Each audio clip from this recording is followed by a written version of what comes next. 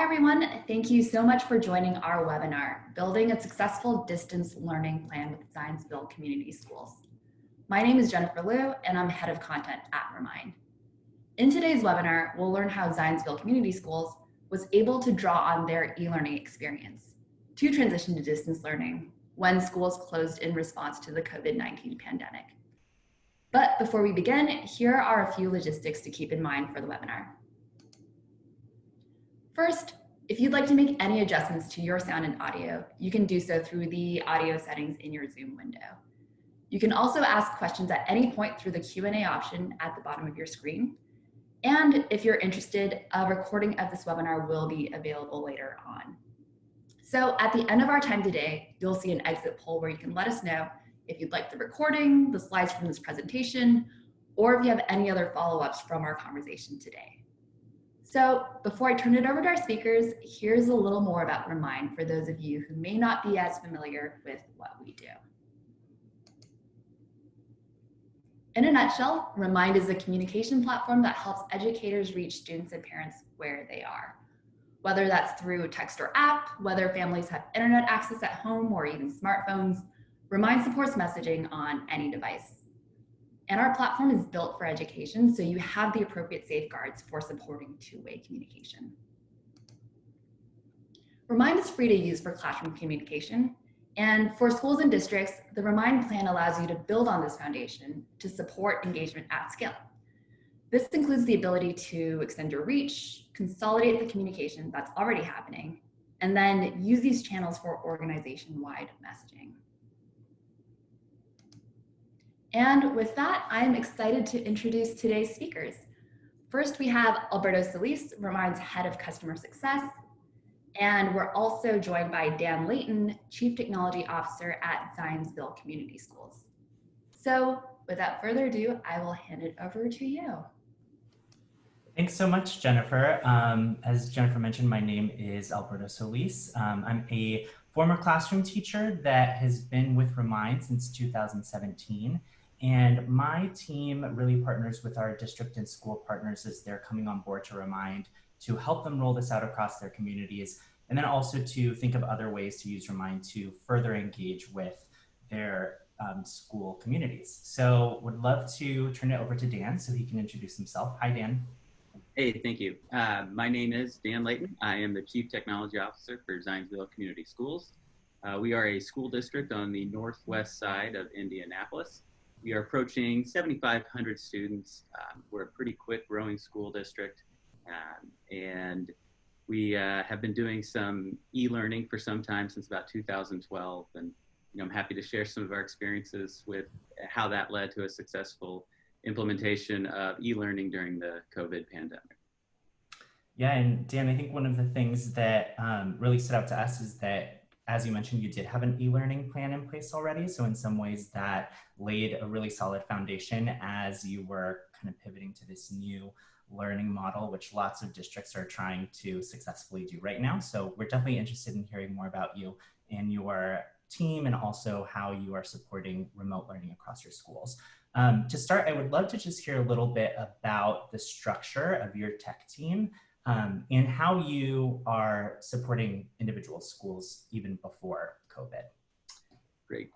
We have about 13 people on our tech team that range from our network technicians to technology integration specialists in the classroom to the data team. So we've got a pretty wide array of skill sets. And in the past, we've integrated as much as we can with the curricular development piece. We've worked heavily with our academic services to kind of figure out what is the best tool, the best avenue or resource to get our kids learning as best as they possibly can. We started doing some e-learning pieces at our middle schools in about 2012. We went one-to-one there for all middle schools, and that eventually scaled up to being a 5 to 12 BYOD one-to-one school with lots of different Chromebook options in our elementary levels. And that soon moved into days where we would support the staff as they built lessons for students to do at home so that we could do some professional development with our teachers. That started at the middle school. Soon that moved into some really neat ways to do some professional development with our teachers at high school. on a weekly basis by starting a little bit later. And then recently, in the last few years, we've started at the elementary level for parent-teacher conferences. The teachers, we work together with them and our technology integration specialists to put together some pre-work or some work for the students to do while they're doing parent-teacher conferences. The students will work from home. So that was a really big piece for us moving into the COVID situation, is that everybody had a little bit of practice doing some work from home. Yeah, that sounds great. And I think one of the things that was really nice is it kind of cut across all of those levels. I think sometimes we tend to see districts kind of skewed more in the secondary levels, but it is nice to hear that you all even had this in place with those earlier grades as well. So I'm excited to hear more about that in a bit as well. When you first heard the news that the district was going to have to go into a full distance learning model, how did you all come up with a plan for how you were going to treat these school closures? Yeah, what were some of the initial conversations that took place there across your internal team? Well, it seems like just yesterday we were having all of these meetings and doing all of the work here. We had been tracking it for some time. Our school safety director, our superintendent, our chief operating officer, they had been keeping an eye on things with COVID as it was in other countries of the world. And then as soon as it made land in the US, we thought this is really the point where we need to hunker down and really get some things figured out. So our superintendent actually put together a COVID task force that consisted of most of our executive team and a few others that interface with students and leadership as well. He basically had us go for an all-day session. We had posters on the wall that had some prompts of like, what's the technology side going to do? What's finance going to do? What kind of procedures do we need from the chief operating officer, the safety team? What kind of, even to the point where we had our student services director there, so that, what do we talk, when we're talking about these kids that are struggling with other parts of the social emotional learning spectrum, how can we support everybody if this becomes an item? Shortly after that, we had a neighboring school district actually have a case, and they shut down pretty quickly. Oh, wow. For 2 weeks. And so we kind of figured that was going to be the route that everybody would start to take. So we originally said, let's figure out the next 2 weeks. We know we're going to need to shut down. This was pre-orders from the governor or the state superintendent of education. So we made that decision, and then we started working, and we thought this was a community decision. This wasn't just a school decision. So we had all of our plans put together. We had been scaling what we were going to do. We were ordering hotspots, getting ready for the eventual situation to occur. And then we invited the mayor of the town council president, the police chief, the sheriff. Everybody got together and they did a joint statement to the community saying, like, here's our plan moving forward. I think we even had our local health department there to say this is the right course of action. So we scaled out those 2 weeks. And when we were doing that, we really started with the end in mind of, what is the best we can do for our staff? What is the best we can do for our students and our community? And we sat there and tossed that around. And so we came up with a few different ideas to get the ball rolling there, but that was kind of the basis. And then during that 2 weeks is when the governor announced like everything was going to be done for the rest of the year. And we started to shift towards what is the real long-term 9-week planning method that we're going to use. Yeah, so it sounds like you had this period of 2 weeks where you all were doing some very intense planning. Definitely sounds like it was a huge collaborative effort across your team, but like you were saying, also the community as well. How did you all then move from that planning phase into getting this in front of your staff members? And how did you go about kind of putting some of these plans into action? So that team, the COVID task force that we were speaking about earlier, got together, and we basically put frequently asked questions that we knew we were going to start to get. What were, the little things of what are the attendance measures? How are we going to do A, B, and C? And then we said, our teachers need some time. We have been doing e-learning, but never to the scale of, hey, you're going to do 2 straight weeks. The max that we had set aside would be 2 days without seeing your teacher in person. Okay. So we knew there was going to be a little bit of a learning curve there. So we wanted to give our teachers some time to do that. So we actually had the ability to cancel school on Friday before the Monday when we start. So they had basically Friday, the teachers had Friday, and they had that next Monday to start preparing for the eventual lessons. The other thing we did to ease some of the situation with teachers being able to actively look at the material, reflect on it, and really touch base with the kids, we knew we had to build in some time for teachers to be able to do some of that work. So before we actually canceled any school, we worked with all of our counselors to put together social emotional learning lessons. And every third day, those were prepared for teachers so that they would have a day to sit down, look at the students' work, see what they needed, and then get that feedback to our students, because feedback is something so important in our learning process.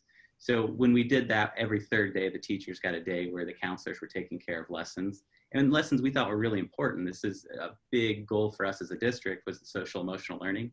So it fit perfectly into what we wanted to do in a time where there was a lot of uncertainty, a lot of anxiety for our students. So it really worked out well to have those counselor-driven social emotional learning lessons every 3 days for students, teachers, and parents, really. Yeah, no, I think that's a great point of not just thinking of what the teachers need, but also more holistically thinking outside of just instructional content. In some ways, all of this is new for students and parents as well. So helping them make sure that they're able to navigate this too. I would love to just hear a little bit about just what you all felt was important to put both in front of staff, but then also you did mention that parent and student piece. So we'd love to hear about what materials you might have put together for them too. Yeah, so the first piece that we started to look at, we wanted to have a central hub for information. If anybody were going to go anywhere, and we put this out on our social media, like we have a website, this has all of the superintendent's messages on it. This is the official megaphone for the district. This is where you can come for your information. So once we had kind of staked that situation out, we started to add everything, every resource we could think of in one location for our parents to make it easier on them, or students or staff or whoever be looking. So, I mean, we had everything from, the food assistance program. You can see the button right there. We knew that we would need to get food to some of our families that needed it. So we set up some forms. We set up sites where they could pick up that food. We, even when we weren't able to do it, we would work with the YMCA or whoever to help get food out to the students that needed it. We knew that there were lots and lots of reading materials that we had purchased, books for students. So our academic services teams went through the middle schools, grabbed them all, and then we got bus drivers and we did a delivery of books to every middle school in the district. All the way to, we've been running a drive-through tech service. So if you are having technical difficulties, we have a form for that, where we will either call or email you through the problem. They can drop some computers off. If families needed Chromebooks from us, we would get Chromebooks to them. We had the hotspot set up, so we've given out about 40 to 50 of those, I believe. So we had all of those pieces, but the real area was a lot of times with our students needing help from the Unified Services. So that got a little tricky. Some of the programs that we use don't necessarily do closed captioning or anything like that. So we were finding ways to get some of those working to make sure we're accommodating those. The face-to-face meeting that we're using right now, Zoom or Skype or whatever it would be, those were very critical, and doing the training for those. Each week, our technology integration specialists are hosting office hours. They're kind of accumulating, here's the most ticketed items I got this week. So Friday's office hours are going to start with a lesson on that. So if you need some help there, and then I'll open it up for whatever questions you have. So not just supporting those in the community, but supporting our teachers that needed a little bit of extra help to get school ready for those kids that needed that little extra boost. Yeah. As you're kind of getting these community resources together, kind of finding new ways, like such as the book delivery, to get resources out to families.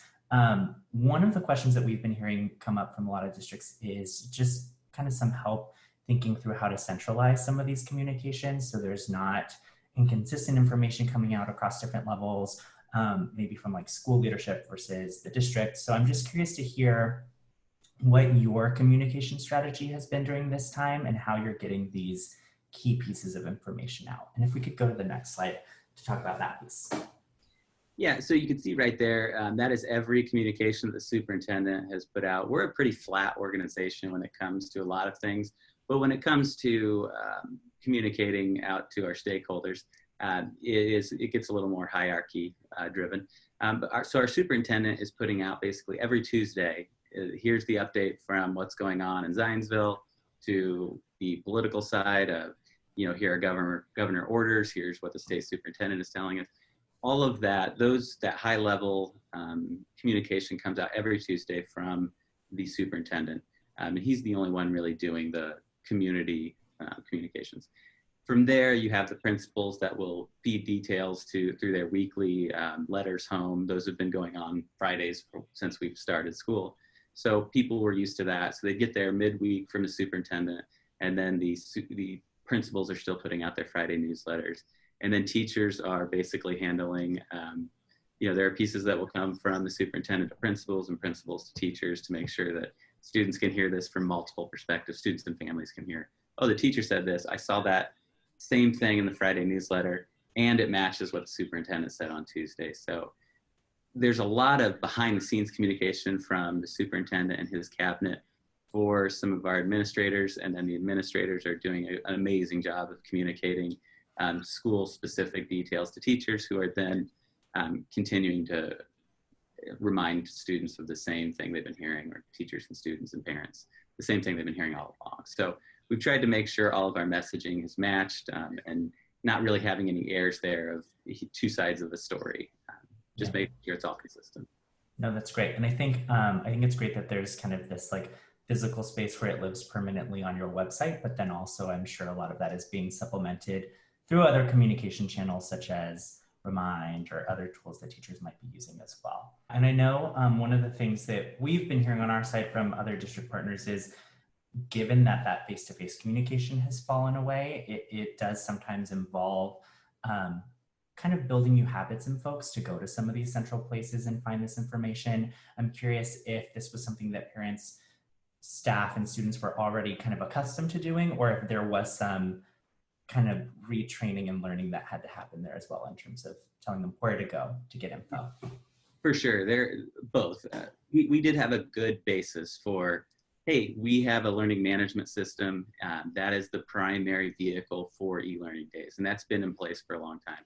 So we knew that everything would run through that, and that was a piece we've been working on for years, even to the point where our elementaries have a special e-day button. So if there ever is an e-day, they click on that so they don't have to worry about navigating.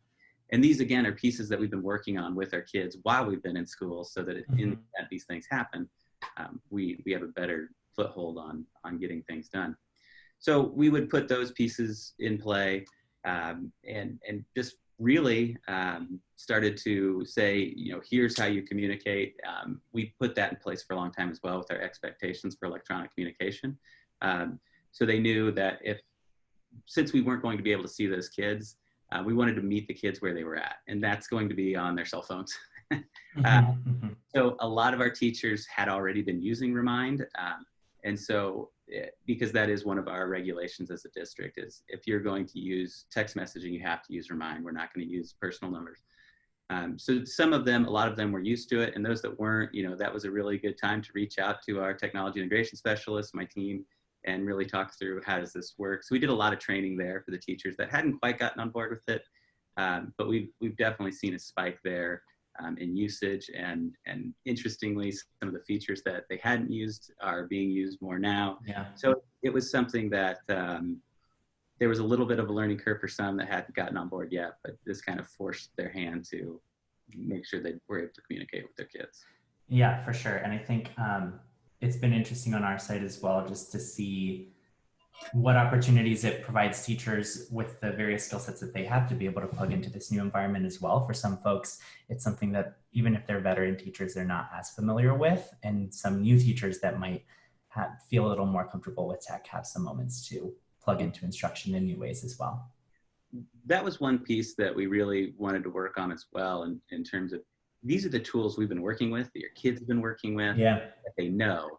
So one of the pieces that we made abundantly clear was, if the first time you're trying out a new tool is during a pandemic online via these e-learning measures, it's probably not going to go well. So there were all these pieces out there like, this is free for now, this is free, and there were all these fun things that could be used. And we wanted to make sure we were going through and paying attention to privacy policies so they were approved. And we really wanted to make sure that they were using tools that all of our kids already knew how to use. So making sure we kind of corralled that and not going wild west on every tool you could find to throw out there.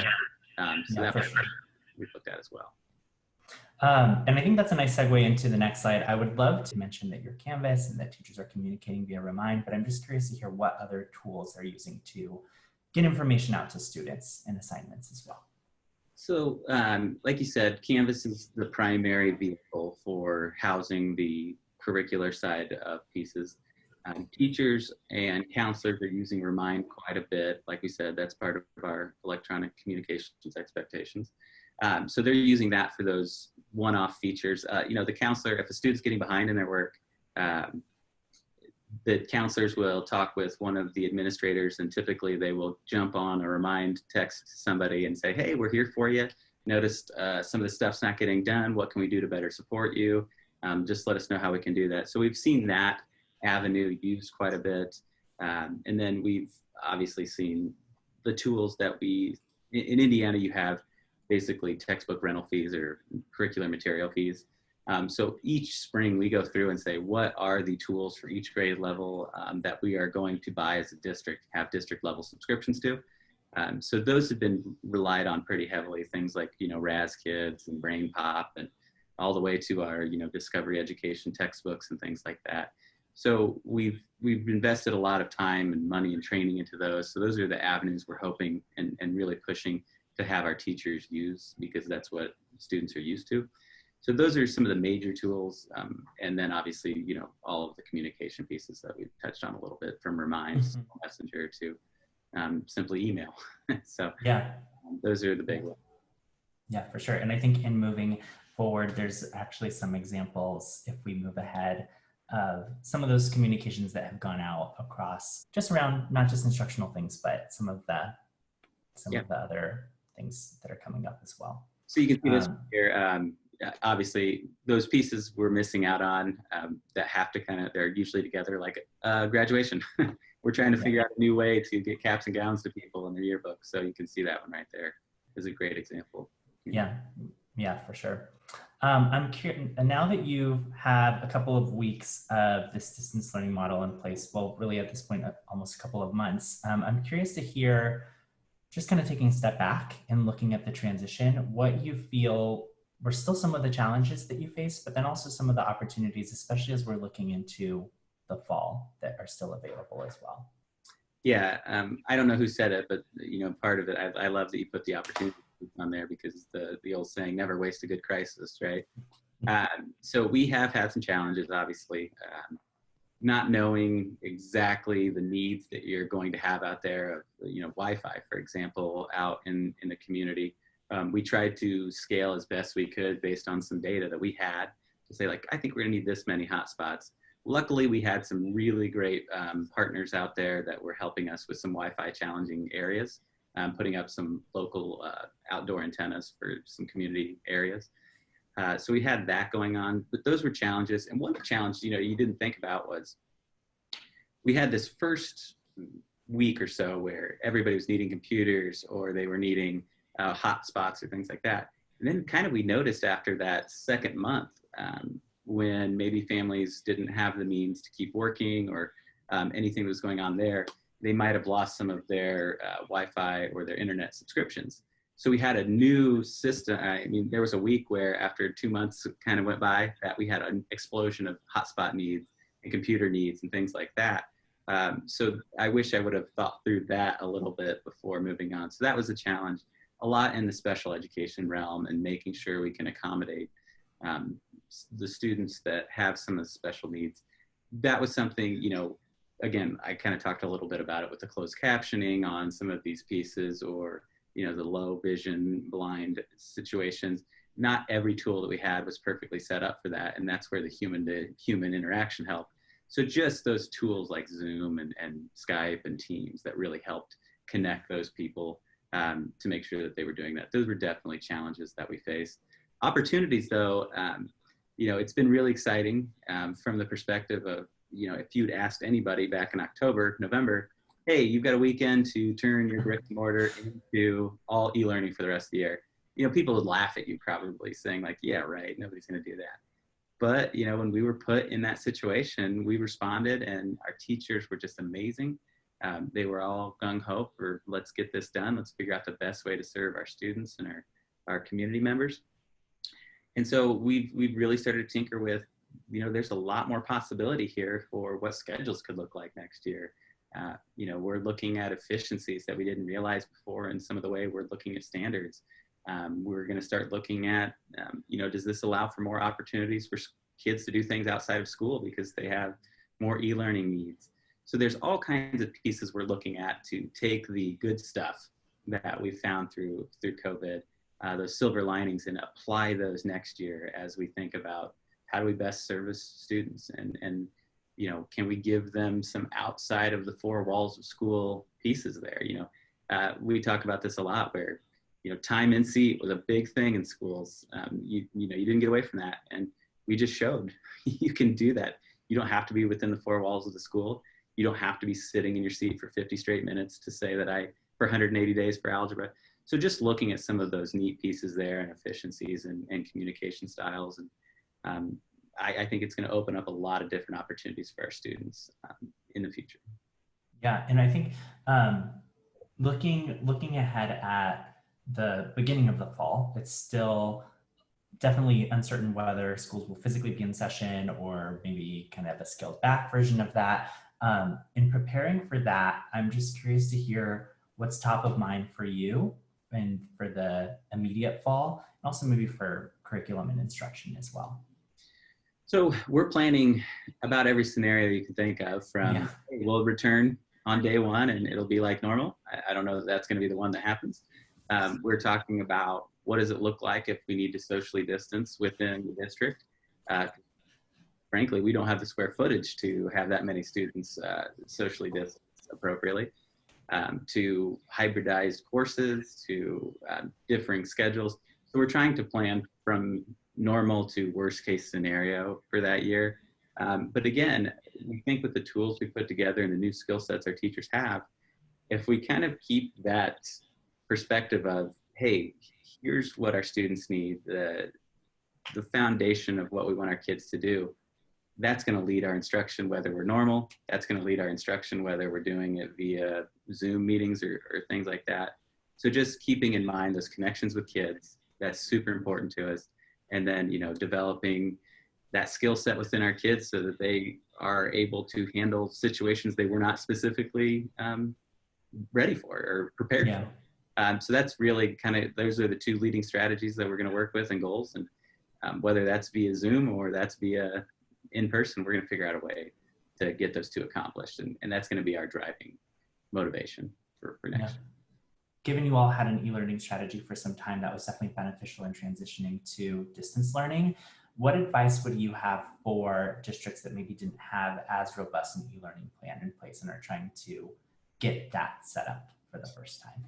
Yeah, I think it's, I have a colleague that likes to reference the new age philosopher of Anna of Arundel from the Frozen 2 movie. Just do the next right thing. So I really like that sentiment in terms of, okay, you can look at this as one massive undertaking, or we can say, all right, we've got tools that the whole district knows how to use. Let's make sure every single teacher has those. And then once we have that ready to go, we've got a set of items that can be done anywhere, whether that's in class or out of class. And just starting to think down that path of what's the next thing I can do to move in the right direction, instead of looking at the very end of the process and saying like, that's where we need to get, just taking it one step at a time. And maybe that's a centralized hub for all of your tools. Maybe that's a single sign-on that you need to look into to make it easier for students and families. But just kind of think about, again, your guiding principles are going to be those, foundational goals you set up for a district. What are the little things you can do along the way to get there? Because you've got to eat this elephant one bite at a time. And sometimes that can be daunting. But again, I think the one piece we really go back to a lot is, let's not start something new here in the middle of the crisis. Or, we tell that to teachers every year. If your students see this for the first time on the E-Day, it is not going to go well. So just start using those tools in class and getting those kids ready for that eventual e-learning experience. Yeah, and I love that notion of not looking at this as one big insurmountable challenge, but really just taking it step by step. Great. Well, we do have some questions that have come in. So the first one is, does Zionsville have any policies or requirements in place for how teachers should be using Remind? We do. We have I've referred to it a couple times, the expectations for electronic communication. Okay. So basically it outlines, it's very simple, but it says, here are acceptable communication tools to use in the district.